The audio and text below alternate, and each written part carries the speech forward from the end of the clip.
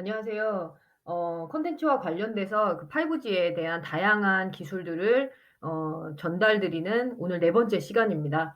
앞에 세 번째 시간까지 진행됐던 것들을 통해 그 5G가 제조 현장에 어떤 도움을 줄 수 있을지, 그리고 이 기술들을 통해서 어떤 서비스가 제조 기업에게 많이 적용될 수 있을지에 대한 내용들, 그리고 5G가 특화망이라는 기술로서 도입이 될 수 있는 부분들에 대한 내용들을 설명을 좀 드렸습니다. 이번 시간에는 어떻게 보면 마지막 시간으로 이제 5G에 대한 내용들의 이제 그 산업용에 대한 통신들과 같이 연계할 수 있는 부분들을 좀 전달 드려 보겠습니다. 이번 설명드렸던 내용들을 바탕으로 해서 와이파이 6 E와 관련된 내용들까지도 앞에 설명드렸던 부분들을 참조해서 보신다면 제조 현장의 무선에 대한 다양한 기술들, 그리고 이 기술들이 제조 현장에 도입이 됐을 때 얼마만큼의 효용성이 있는지에 대한 것들을 여러분들도 판단할 수 있는 좋은 시간이 될 거라고 기대하고 있습니다. 5G와 연계된 산업용 통신 기술에 대한 내용들을 좀 전달드리면서 지금 폐쇄적으로 많이 진행되었던 이 산업용 통신에 대한 부분들이 이제 5G가 어떻게 연계가 돼서 운영이 될 수 있을지에 대한 부분들을 좀 쉽게 이해할 수 있도록 정리를 해서 보내드리도록 하겠습니다.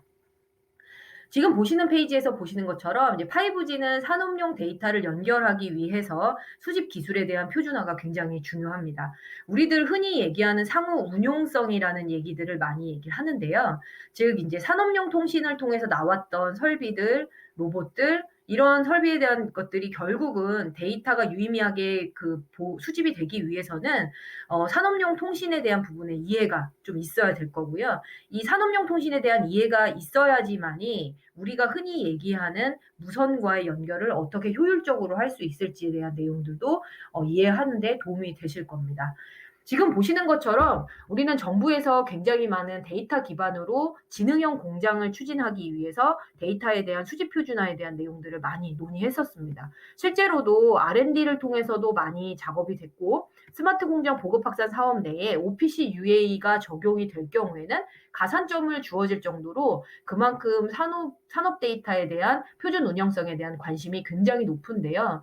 하지만 이 공급 기업들이 OPC UA와 같은 산업용 통신 표준에 대한 프로토콜을 이해하기가 쉽지는 않습니다. 그렇게 된다고 하면 결국 이 데이터에 대한 표준화를 어떻게 누가 잘 정리를 해서 기술에 녹여내는지가 어떻게 보면 공급 기업의 역량이 될 수도 있고요.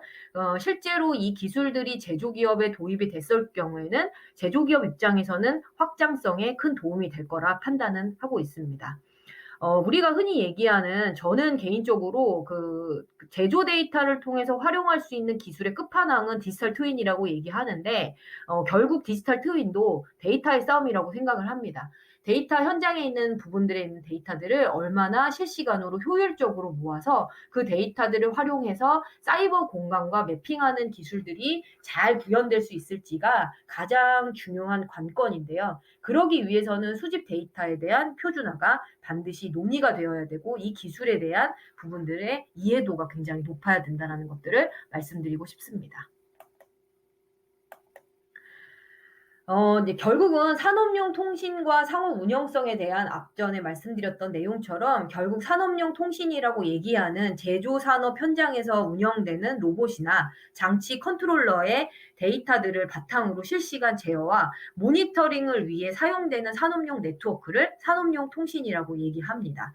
그렇다는 얘기는 하지만 이제 산업용 통신 자체가 보유하고 있는 한계점은 분명히 존재하고 있고요. 그렇게 된다고 하면 이 부분들을 어떻게 극복할 것이고 기술적으로 구현할 것인지가 굉장히 중요한 요소가 될 건데요. 실제로 화면에서 보이는 페이지처럼 실제 모든 회사는 벤더들마다 산업용 통신이라는 이름으로 명명하여 얼라이언스가 구축이 되어 있습니다. 보시는 것처럼 벤더 A라는 데는 프로피넷이라는 통신 이름으로 설비가 엔드투엔드로 데이터들을 구현할 수 있게끔 우리 통신만의 기준이 이거야 라는 형태로 많이 구현이 되고 있어요. 그러다 보니까 설비 벤더에 특화되어 있는 네트워크나 컨트롤러 디바이스 등의 인프라 종속성이 너무 크기 때문에 실제로 제조 기업 입장에서는 새로운 설비를 적용한다든가 새로운 기술을 적용하려 하더라도 아무래도 산업용 통신에 눈치를 볼 수밖에 없는 상황이 되죠. 그래서 이런 부분에 대한 것들을 극복하기 위해서 장치와 어플리케이션 간의 수직적, 수평적인 호환성에 대한 기술이 굉장히 많이 논의가 되고 있고요. 자, 이제 벤더들끼리 묶여서 움직이는 것보다는 확장성들을 고려해서 다양한 이기종의 데이터를 연계할 수 있는 방법을 이제 우리는 논의해 봐야 되지 않을까라는 내용에서 이제 산업용 통신에 대한 상호 운영성들이 많이 논의가 되게 되었습니다. 현재 제조에서 사용 중인 산업용 통신망에 대한 표준 프로토콜에 대한 부분을 정리했던 페이지인데요. 지금 보시는 것처럼 결국 앞에 보여드렸던 것처럼 벤더들별로 다 자, 그 벤더들별로 모여져 있어서 이제 우리 산업용 이더넷은 이런 이름으로 우리 명기할 거야라는 것처럼 오른쪽에 산업용 이더넷에 대한 정의가 나온 부분입니다. 자, 프로피넷이라는 부분은 지멘스라는 데서 나왔던 거고요. 실제로 그 외에 미쯔비시라던가 이제 그 외에 있는 다양한 기업들끼리도 우리는 이런 산업용 통신 프로토콜을 이더넷을 이런 명기해서 할 거야라는 형태로 정의를 해놨어요. 한국도 LS 일렉트릭이 라피넷이라는 이름으로 해서 그 산업용 통신 표준에 대한 부분들을 접근하게 됐고요. 그만큼 이 결국은 새싸움이 될 수도 있고 산업용 통신 표준 프로토콜의 얼라이언스가 얼만큼 탄탄하게 구성되어 있는지에 따라서 소비자 입장에서는 선택의 가장 큰 요소가 될 수 있다라는 부분이 되겠죠. 자, 그렇지만 앞에 말씀드렸다시피 산업용 통신은 확장성의 한계가 있고 벤더의 의존성이 너무 높다 보니 실제로 문제가 발생이 되기도 합니다. 그래서 이거를 극복하기 위해 만들어낸 것이 OPC UA라는 이름으로 다양한 장비들 간의 통신을 위한 국제산업 표준이라는 이름으로 구현된 기술이라고 이해하시면 될 것 같습니다. 지금 보시는 것처럼 OPC UA는 사실 오픈 플랫폼 커뮤니케이션 유니파이드 아키텍처의 줄임말로 사실 산업용 표준 프로토콜을 의미하기도 하고요. 이런 부분들을 바탕으로 해서 상이한 제조사 간의 컨트롤러, 기기들 간의 단일 시스템으로 연결해주는 그 데이터의 일관성을 보장하기 위한 통합형 ICT 솔루션이라고 이해를 하시면 좋을 것 같습니다.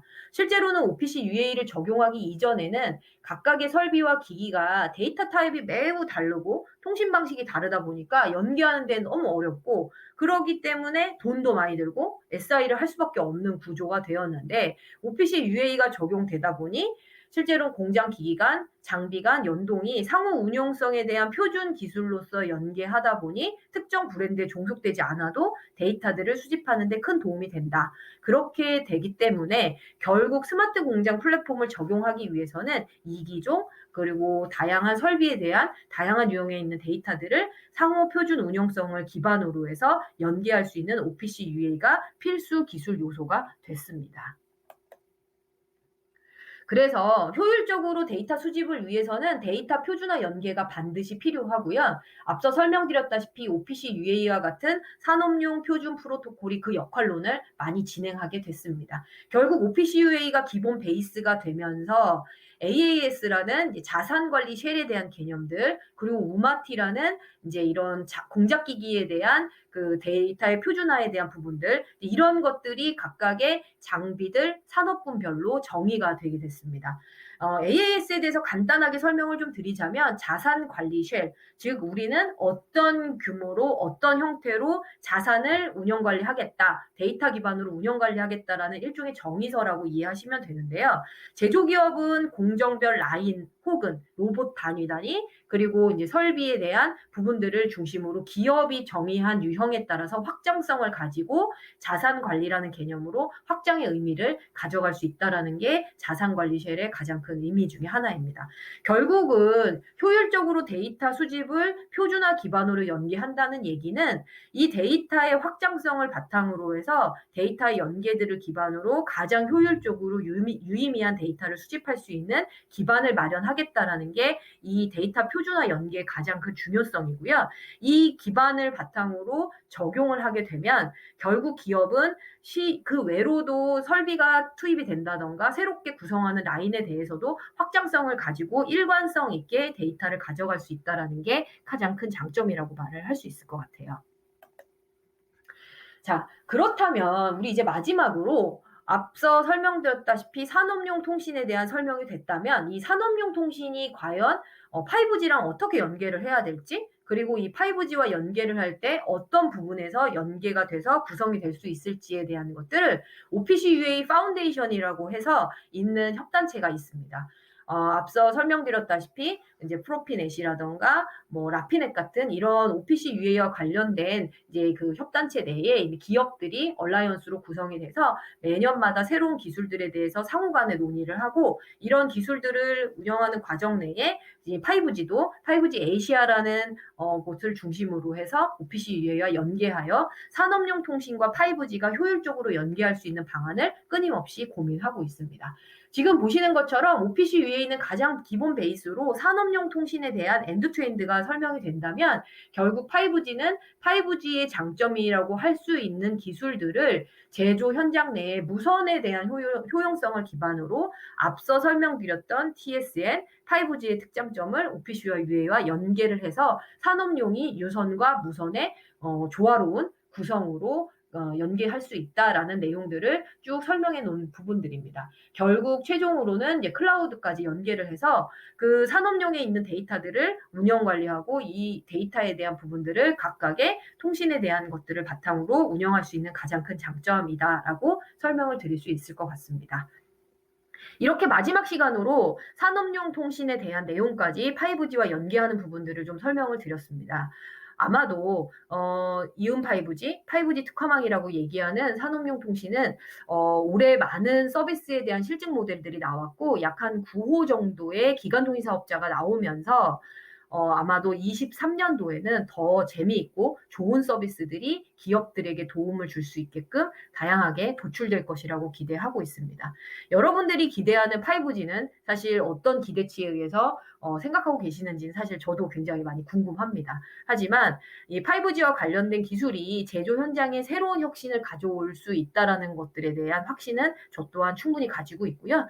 여러분들도 이런 부분들에 대한 것들에 관심을 많이 가져주시면서 실증 사례에 대한 부분들을 많이 눈여겨보시고 그 기술들이 제조 현장에 도입이 되는 사례들이 어떻게 도출되는지, 그리고 이 기업들이 어떻게 새로운 서비스 모델을 도출하여 그 기업에 큰 도움이 되는지에 대한 것들을 많이 고민해 보실 수 있는 그런 시간이 되었으면 좋겠습니다. 이렇게 해서 5G가 뭔지, 그리고 이 5G에 대한 기술들, 특화망에 대한 내용들, 산업용 통신에 대한 내용들까지 전달해 주는 걸로 해서 이번 그 온라인 강좌는 마무리하도록 하겠습니다. 이렇게 많은 내용들을 들어주셔서 다시 한번